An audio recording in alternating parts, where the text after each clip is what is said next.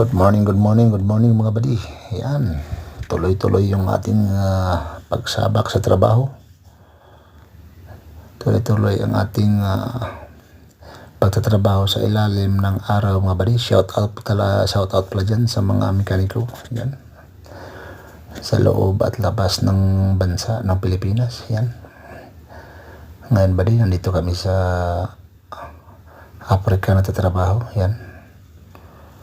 Ito kami sa isa sa mga minahan dito sa Africa.